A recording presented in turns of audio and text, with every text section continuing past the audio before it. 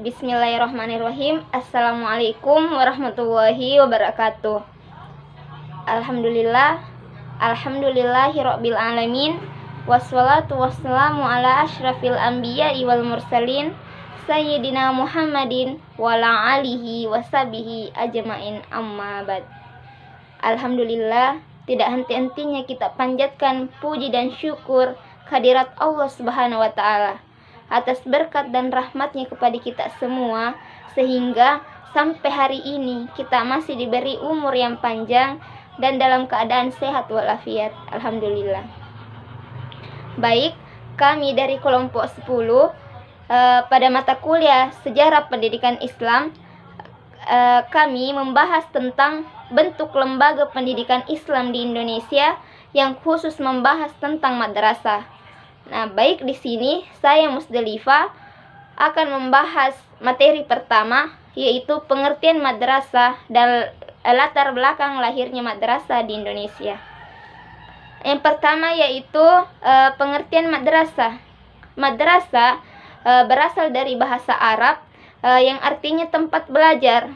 Adapun dalam bahasa Indonesia, padanan madrasah dianggap sekolah, yaitu sekolah yang dikhususkan pada sekolah-sekolah agama Islam.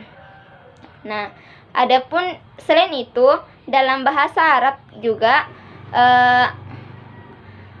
madrasah merupakan simakan dari kata darasah yang artinya belajar. Nah, jadi madrasah berarti tempat belajar bagi siswa atau mahasiswa umat Islam, karena kata madrasah tidak hanya diartikan dalam arti sempit, tetapi juga diartikan rumah, istana, perpustakaan, surau, masjid, dan lain-lain. Nah, selain itu dapat dipahami bahwa madrasah adalah penekanannya sebagai suatu lembaga yang mengajarkan ilmu-ilmu keislaman. Perkataan madrasah di tanah Arab ditujukan untuk semua sekolah yang mempelajari sekolah secara umum. Akan tetapi di Indonesia ditujukan buat sekolah-sekolah yang mempelajari ajaran-ajaran Islam. Karena pada dasarnya prinsip dalam madrasah adalah kelanjutan dari sistem pesantren. Nah, selanjutnya kita masuk ke latar belakang lahirnya madrasah di Indonesia. Nah, adapun latar belakang pertumbuhan lahirnya madrasah Indonesia dapat dikembalikan pada dua sisi, yaitu yang pertama, gerakan pembaharuan Islam di Indonesia. Nah, pada gerakan pembaharuan Islam di Indonesia muncul pada awal abad ke-20 yang dilatar belakangi oleh kesadaran dan semangat yang kompleks sebagaimana yang diuraikan oleh Karel Stenbridge, yang dengan mengidentifikasi 4 faktor yang mendorong gerakan pembaharuan Islam di Indonesia, yaitu yang pertama, keinginan untuk kembali kepada Al-Quran dan Al-Hadis. Yang kedua, yaitu semangat nasionalisme dalam melawan penjajah. Yang ketiga, usaha yang kuat oleh orang-orang Islam untuk memperkuat organisasinya di bidang sosial ekonomi untuk kepentingan mereka atau untuk kepentingan orang banyak. Dan yang keempat yaitu pembaharuan pendidikan Islam di Indonesia. Nah, bagi tokoh-tokoh pembaharuan, pendidikan kiranya senantiasa dianggap sebagai aspek yang strategis untuk membentuk sikap dan pandangan keislaman masyarakat. Oleh karena itu, pemunculan madrasah tidak bisa lepas dari kegerakan pembaharuan Islam yang dimulai oleh usaha beberapa orang tokoh-tokoh intelektual agama Islam yang selanjutnya dikembangkan oleh organisasi-organisasi Islam. Nah, ada poin latar belakang yang pertumbuhan madrasah di Indonesia, yaitu respon pendidikan Islam terhadap kebijakan pendidikan Hindia Belanda. Nah, pertama kali bangsa Belanda datang ke Nusantara hanya untuk berdagang. Namun, karena kekayaan alam dari Indonesia atau Nusantara banyak, maka tujuan utama untuk berdagang tadi berubah, yaitu untuk menguasai wilayah Nusantara dan menanamkan pengaruh di Nusantara sekaligus dengan mengembangkan pahamnya yang terkenal dengan 3G, yaitu glory yang artinya kemenangan, gold yang artinya emas dan kekayaan bangsa Indonesia, dan gospel yaitu upaya stabilisasi terhadap umat Islam di Indonesia. Nah, dalam menyebarkan misi-misinya itu, Belanda atau VOC mendirikan sekolah-sekolah Kristen, misalnya di Ambon yang jumlah sekolahnya mencapai 16 sekolah dan 18 sekolah di sekitar pulau-pulau Ambon, di Batavia sekitar 20 sekolah. Padahal pada sebelumnya sudah ada 30 sekolah. Nah, dengan demikian untuk daerah Batavia sekolah Kristen sudah berjumlah 50 buah. Nah, melalui sekolah-sekolah inilah Belanda menanamkan pengaruhnya di daerah jajahannya. Nah, pada perkembangan selanjutnya di awal abad ke-20 atas perintah Gubernur Jenderal Van Hecht, sistem pendidikan diperluas dalam bentuk sekolah desa, walaupun masih diperuntukkan terbatas bagi kalangan anak-anak bangsawan. Nah, namun pada selanjutnya sekolah ini dibuka secara luas untuk rakyat umum dengan biaya yang murah. Dengan terbukanya kesempatan yang luas bagi masyarakat umum untuk memasuki sekolah-sekolah yang diselenggarakan secara tradisional oleh kalangan Islam mendapat tantangan dan saingan berat, terutama karena sekolah-sekolah pemerintah Hindia Belanda dilaksanakan dan dikelola secara modern, terutama dalam hal kelembagaan, kurikulum, metodologi, sarana, dan lain-lain. Nah, perkembangan sekolah yang demikian jauh dan masyarakat menyebabkan tumbuhnya ide-ide di kalangan intelektual Muslim. Ide-ide tersebut muncul dari tokoh-tokoh yang pernah mengenyam pendidikan di Timur Tengah atau pendidikan Belanda. Nah, mereka mendirikan lembaga pendidikan baik secara individu maupun secara kelompok atau organisasi yang dinamakan madrasah atau sekolah. Nah, adapun madrasah yang didirikan pada saat itu, yang pertama yaitu Madrasah Adabiyah School, yaitu madrasah yang didirikan oleh Syekh Abdullah Ahmad pada tahun 1907 di Padang Panjang. Belum cukup 1 tahun madrasah ini gagal berkembang dan dipindahkan ke Padang. Nah, yang kedua yaitu sekolah agama, yaitu Madrasah School, didirikan oleh Syekh Muhammad Umar di Sugayang, Batu Sangkar pada tahun 1910. Nah, madrasah ini pada tahun 1913 terpaksa ditutup dengan alasan kekurangan tempat. Nah, yang ketiga yaitu Dinia School, di mana Dinia School ini didirikan pada tanggal 10 Oktober 1915 oleh Zainuddin Labia El-Yunusi di Padang Panjang. Nah, madrasah ini merupakan madrasah sore yang tidak hanya mengajarkan pelajaran keislaman, namun juga pelajaran umum.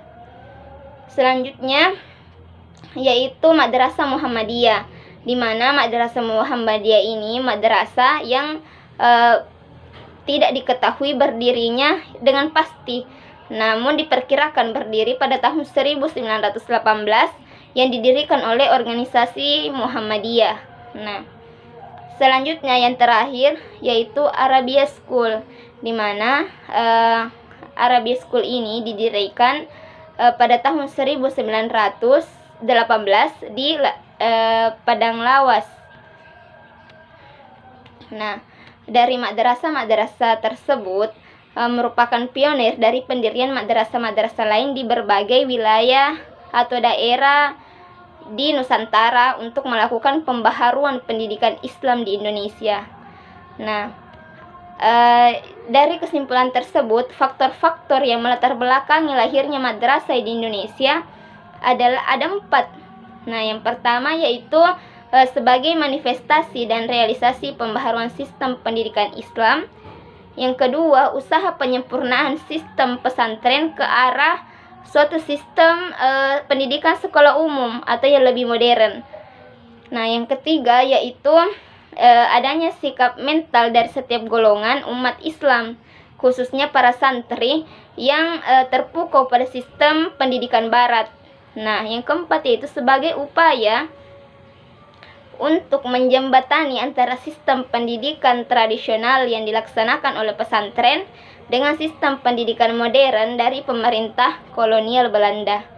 Nah, mungkin itu sedikit pemaparan singkat dari saya tentang pengertian madrasah dan latar belakang lahirnya madrasah. Selanjutnya materi akan dilanjutkan oleh pemateri kedua yang bernama Saudara Salwan. Mungkin sekian dari saya. Akhirul kalam. Assalamualaikum warahmatullahi wabarakatuh. Bismillah. Assalamualaikum warahmatullahi wabarakatuh. Hamdan wa syukran lillah, amma ba'd. Pertama-tama marilah kita tingkatkan rasa syukur kita atas kehadirat Allah Subhanahu wa taala, di mana Allah Subhanahu wa taala yang tak pernah bosan-bosannya memberikan nikmatnya kepada kita, baik itu berupa nikmat kesehatan, kesempatan, umur yang panjang, sehingga pada kesempatan kali ini kami masih dapat menjalankan suatu tanggung jawab kami sebagai mahasiswa. Kemudian salam beserta salawat semoga tetap tercurahkan atas baginda Muhammad sallallahu alaihi wasallam, Nabi sebagai uswatun hasanah bagi kita semua, atau suri teladan yang baik bagi kita semua. Pada kesempatan kali ini, perkenalkan, nama saya Salwan. Saya dari kelompok 10 ingin melanjutkan pemaparan materi dari teman saya Musdalifah. Kami dari kelompok 10 yang membahas tentang bentuk lembaga pendidikan Islam di Indonesia, khusus membahas madrasah. Nah, materi yang ketiga atau yang saya bahas pada kesempatan kali ini, yang pertama, sistem pendidikan dan pengajaran di madrasah. Perpaduan antara sistem pada pondok pesantren atau pendidikan langgar dengan pendidikan yang berlaku pada sekolah-sekolah modern merupakan sistem pendidikan dan pengajaran yang digunakan di madrasah. Proses perpaduan tersebut berlangsung secara berangsur-angsur, mulai dari mengikuti sistem klasikal, sistem pengajian kitab yang selama ini digunakan diganti dengan bidang-bidang pelajaran tertentu. Walaupun masih menggunakan kitab-kitab lama, sementara itu kenaikan tingkat pun ditentukan oleh penguasa terhadap sejumlah bidang pelajaran, dikarenakan pengaruh ide-ide pembahasan yang berkembang di dunia Islam dan kebangkitan nasionalisme bangsa Indonesia. Sedikit demi sedikit pelajaran umum mulai masuk ke dalam kurikulum madrasah. Buku-buku pelajaran agama mulai disusun khusus sesuai dengan tingkatan madrasah. Sebagaimana halnya dengan buku-buku pengetahuan umum yang berlaku di sekolah-sekolah umum. Bahkan kemudian lahirlah madrasah yang mengikuti penjenjangan dan bentuk-bentuk sekolah modern seperti MI yang setara dengan sekolah dasar atau SD, kemudian madrasah sanawiyah atau MTS yang setara dengan SMP, dan madrasah aliyah atau MA yang setara dengan SMA. Kurikulum madrasah dan sekolah-sekolah agama masih mempertahankan agama sebagai mata pelajaran pokok, walaupun masih dalam presentasi yang berbeda. Pada waktu penetapan Republik Indonesia, dalam hal ini kemerdekaan agama, mulai mengadakan pembinaan dan pengembangan terhadap siswa. Pendidikan madrasah mulai melalui Kementerian Agama merasa perlu melakukan kriteria madrasah. Kriteria yang diterapkan oleh Kementerian Agama Kementerian Agama untuk madrasah-madrasah yang berada dalam wewengannya adalah harus memberikan pelajaran agama sebagai pelajaran pokok. Paling sedikit 6 jam seminggu. Pengetahuan umum yang diajarkan di madrasah antara lain yang pertama membaca dan menulis huruf Latin bahasa Indonesia. Kemudian yang kedua berhitung. Yang ketiga ilmu bumi. Yang keempat sejarah Indonesia dan dunia. Kemudian yang terakhir adalah olahraga dan kesehatan. Nah, selanjutnya materi keempat.